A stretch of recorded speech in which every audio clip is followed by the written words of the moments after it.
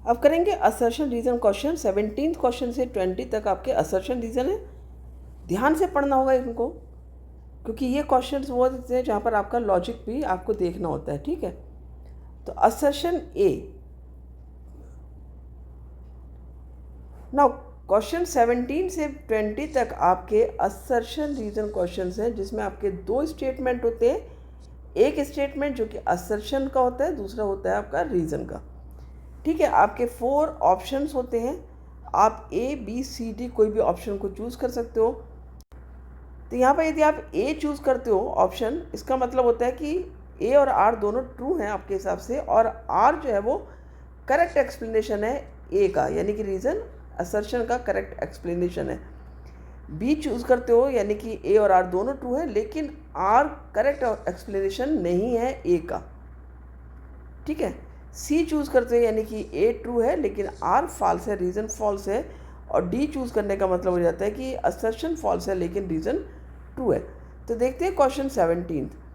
Question 17 में assertion है आपका ऑन एडिंग डाइल्यूट HCl। आपने डाइल्यूट HCl को ऐड किया to a test tube containing a substance X, और एक सब्सटेंस X है, उसमें a colourless gas is produce which gives a pop sound. ठीक है, when a burning match stick is brought near it.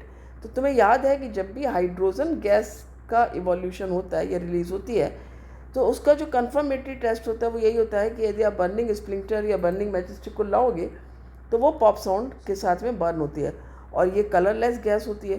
तो यहाँ पर कौन सी गैस आपकी प्रोड्यूस हो रही है? कलरलेस, यानी कि एक्स ने HCl के साथ में रिएक्शन किया और आपका बन गया यहाँ पर HCl। ठीक है, मैं यहाँ पर पूरा आपको लिख कर दिखा देती हूँ रिएक्शन को। तो ये आपका बन गया HCl और प्लस H2 गैस आपकी इवॉल्व होती है। रीज़न कह रहा है कि in this statement metal X is displaced by hydrogen. तो यहाँ पर क्या है, बेसिकली X ने डिस्प्लेस किया हाइड्रोजन को, क्योंकि ये रिएक्शन कौन सी आपकी डिस्प्लेसमेंट रिएक्शन है, जिसमें कि मोर रिएक्टिव मेटल डिस्प्लेस करता है लेस रिएक्टिव को, यानी जो X है वो मोर रिएक्टिव है देन हाइड्रोजन। तो X डिस्प्लेस कर रहा है हाइड्रोजन को, यहाँ पर उल्टा दिया है कि X को हाइड्रोजन डिस्प्लेस कर रहा है। तो ये रीज़न दिया है, ये फॉल्स है, लेकिन असर्शन आपका ट्रू है। तो असर्शन ट्रू और रीज़न फॉल्स, यानी आपका कौन सा ऑप्शन होता है यहाँ पर करेक्ट? C option. ठीक है, सी के केस में आपने देखा था कि असर्शन ट्रू है, रीज़न आपका फॉल्स है। क्लियर हुआ? 18 question. Assertion the number of chromosomes in a cell and in germ cell is not the same in any species. बिल्कुल सही बात है, अलग अलग स्पीशीज में अलग अलग नंबर ऑफ क्रोमोसोम्स होते हैं। तो ये ऑप्शन आपका ट्रू है। रीज़न दिया है when two germ cell combine they restore the normal number of the chromosome in a species.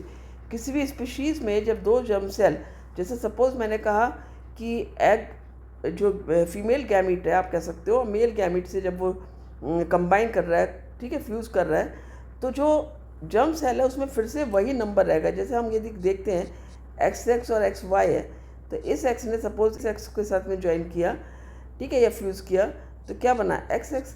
तो यहाँ पर भी दो ही तो क्रोमोसोम थे फीमेल में, और यहाँ भी दो ही क्रोमोसोम थे मेल में, और अब ये नया जो ऑफस्प्रिंग बना इसमें भी दो ही क्रोमोसोम है।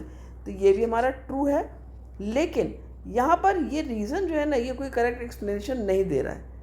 ठीक है, क्योंकि ऐसा तो कुछ है नहीं कि जब दो जर्म सेल हैं और वो रेस्टोर करते हैं सिमिलर नंबर, इसलिए अलग अलग होता है स्पीशीज़ में जो क्रोमोसोम का नंबर है। तो यहाँ पर ये ऑप्शन आपका बी करेक्ट होगा कि हाँ भाई ठीक है, दोनों ट्रू हैं, लेकिन R is not the correct explanation of ए।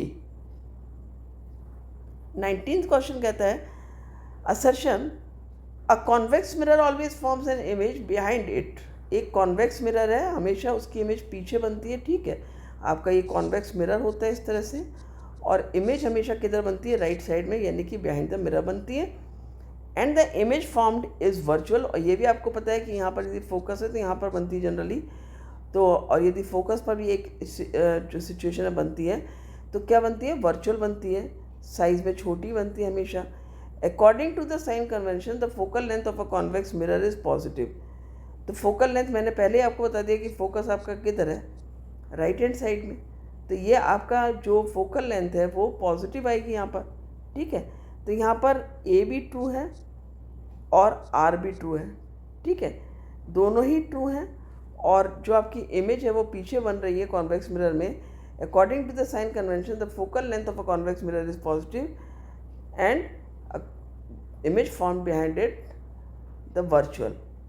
ठीक है, तुम्हें पता है कि जब भी राइट हैंड साइड को इमेज बनती है तभी वो वर्चुअल बनती है in case of convex mirror. अब यहाँ पर देखना है आपको कौन सा ऑप्शन है, ए है या बी है, क्योंकि आपका दोनों ट्रू है, असर्शन भी ट्रू है, रीज़न भी ट्रू है।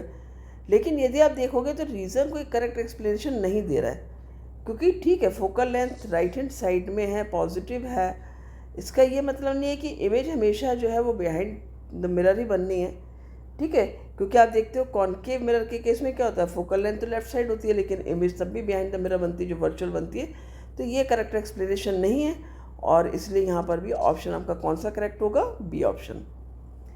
क्वेश्चन 20 करते हैं, if the lions are remove from a food chain it will not affect the food chain, however if the plants are remove from a food chain it will disturb the ecosystem. Assertion कहता है कि यदि सारे lines को remove कर दिया जाए food chain से तो ये फूड चेन पर कोई भी प्रभाव नहीं डालेगा, कोई अफेक्ट नहीं होगा इसका। जबकि वहीं दूसरी तरफ यदि प्लांट्स को आप रिमूव कर देते हो फूड चेन में तो वो इकोसिस्टम को डिस्टर्ब कर देता है। ये बात बिल्कुल सही है कि यदि आपने प्लांट्स को रिमूव कर दिया फूड चेन से तो क्या होगा, जो हर्बीवोर्स हैं उनको खाना नहीं मिलेगा। ठीक है, वहाँ स्टार्वेशन हो जाएगा, क्योंकि फूड चेन में क्या होता है आपका प्रोड्यूसर होंगे, फिर हर्बीवोर्स होंगे, फिर कार्निवोर्स होंगे, और फिर क्या होंगे, ऑमनिवोर्स होंगे। तो यदि आपने प्रोड्यूसर को हटा दिया तो हर्बीवोर्स को खाना नहीं मिलेगा। तो ये बात तो यहाँ पर सही है, लेकिन ये कहना कि यदि लाइन्स को रिमूव कर देंगे तो फूड चेन पे कोई फ़र्क नहीं पड़ेगा, वो पड़ेगा। देखो यदि यहाँ पर कार्निवोर्स में हमने कहा यहाँ पर लाइन है, तो यहाँ पर जो डियर हैं तो डियर को लाइन नहीं खा पाएंगे, और उसकी वजह से क्या होगा, डियर का नंबर बहुत ज़्यादा बढ़ जाएगा, और जिसकी वजह से जो है वो फूड चेन में बहुत सारे डिस्टर्बेंसेस आएंगे। तो ये आपका जो असर्शन है यहाँ पर फॉल्स है। रीज़न दिया है आपका, plants are producers who can make food using sunlight while lions are consumers. तो बिल्कुल सही चीज़ है ये, कि आपको पता है जैसा कि मैंने अभी कहा कि प्रोड्यूसर्स होते हैं, कौन होते हैं प्रोड्यूसर्स, आपके प्लांट्स होते हैं। ठीक है, और सनलाइट को यूज़ करके खाना बनाते हैं, ये ट्रू है। कि जो लाइन्स हैं वो कंज्यूमर्स हैं, तो ये भी बात सही है। तो ये स्टेटमेंट हमारा ट्रू है। तो जब असर्शन फॉल्स होता है, रीज़न ट्रू होता है, तो हमारा जो ऑप्शन करेक्ट होता है वो क्या होता है, डी आ जाता है यहाँ पर, डी ऑप्शन। तो इस तरह से हमने ये चारों क्वेश्चन जो असर्शन रीज़न के हैं वो कर लिए हैं। जब भी असर्शन रीज़न करते हो तो ध्यान से करना, जल्दीबाजी नहीं करना इन क्वेश्चंस में। मिलते हैं नेक्स्ट वीडियो में, थैंक यू।